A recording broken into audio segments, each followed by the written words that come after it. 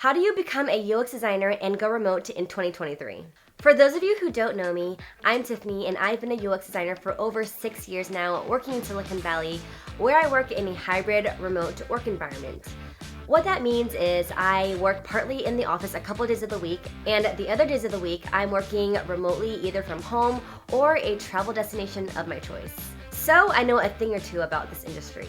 In this video, I'm going to share with you some essential tips that I would do if I were to get started today. Like many of you, when I first got started, I graduated college and I felt completely lost because I was in a job that I wasn't completely passionate about, and that wasn't something that I was really interested in. It wasn't until I came across UX design when I felt like I finally found my calling in life. But that was 6 years ago, and so the tech landscape has changed a little bit since then. Back then, the UX design field was still relatively new, and there wasn't as much competition as there is today. So if I were to get started from scratch today, this is what I would do. The first thing I would do is build a solid UX foundation. Now, lucky for you, today there's a ton of free resources out there that you can learn UX from. This includes things like other YouTube channels, UX books, universities, and even boot camps. If you're someone like me who needs discipline and some motivation and structure to get you motivated to learn new things, then I would recommend taking a university course and majoring in human-computer interface, also known as HCI, or you could take the fast track route and enroll into a boot camp like I did before. I took General Assembly when I first started, but I've heard of other really great ones like the Google Certificate UX program or Career Foundry. These UX courses were really important for me because it gave me a really good fundamental of all the UX concepts. You got to meet other mentors, and they gave you lots of projects to practice and help you get started. Second thing I do would be networking. You can reach out to friends of friends of friends or other designers that you might know, or you can take them out for a cup of coffee and just kind of get to know them. Don't think of it so much as networking to get a job, but more as a trying to get a conversation to learn more about their personal experience and their background, what they like about their job, and any advice they can give you. Everyone has a very different path in how they got into this career, so take it more of a session to be able to kind of gain knowledge, learn as much as you can, and you never know in the future who you might meet that might be able to give you that first job.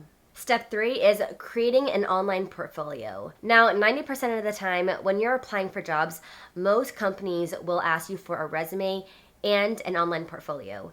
And the online portfolio is so important because it's basically a first impression that a company gets of you as a designer. What a lot of hiring managers really like to look for is they like to see your entire design process.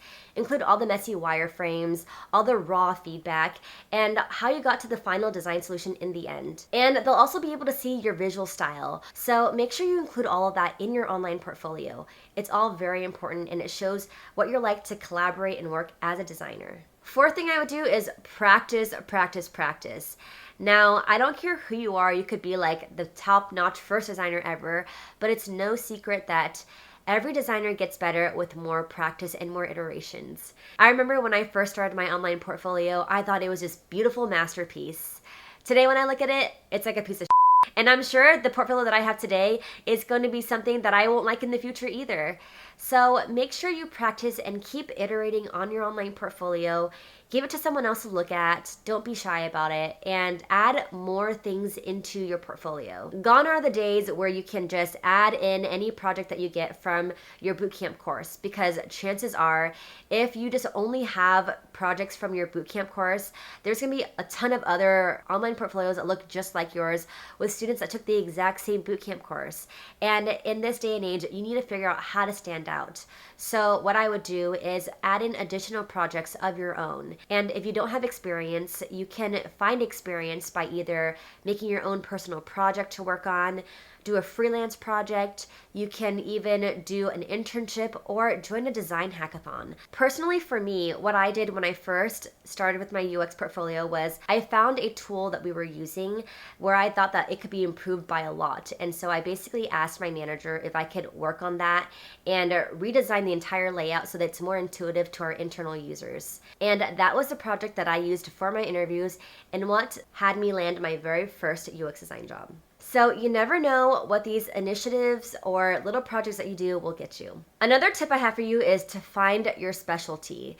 Now, have you ever heard of T-shaped designers? T-shaped as in Tiffany. Well, those designers are basically designers that kind of know a little bit of everything, but T-shaped designers also have a specialty in one area. So let's say you are a designer that's good at doing UX research, you're good at prototyping, but you have a really strong skill set in visual design.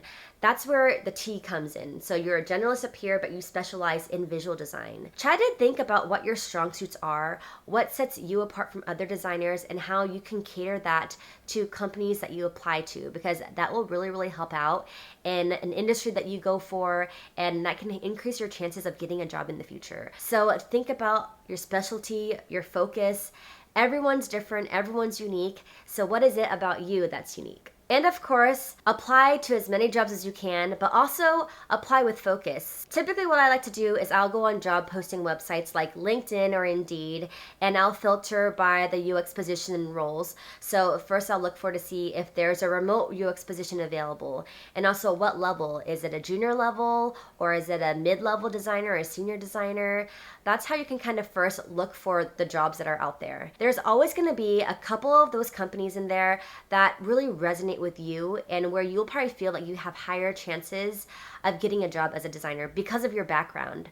So for those specific companies, I would really focus in and put more time and attention to those resumes, because I would try to cater my resume to, highlight the skills that they're looking for, or highlight the values that you have that they're looking for. So make sure you readjust your resume for those specific jobs, and maybe write a cover letter for that specific hiring manager, because that will really increase your chances of getting a job. Another thing that you can also do is look at all the people that are working there in your LinkedIn network. So having referrals is really, really strong, and it really, really helps you get your resume to be looked at onto the next level past the HR screening.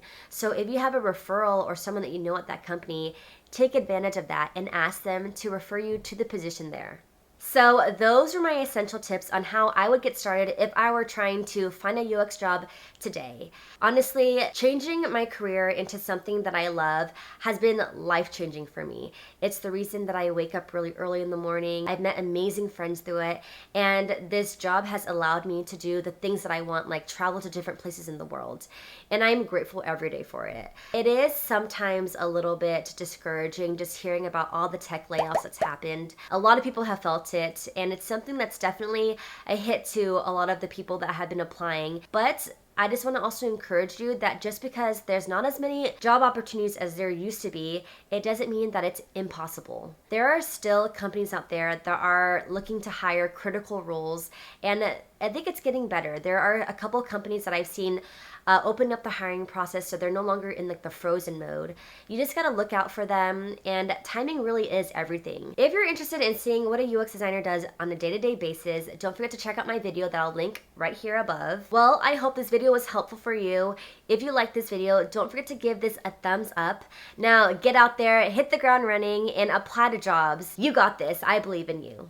Thanks for sticking around.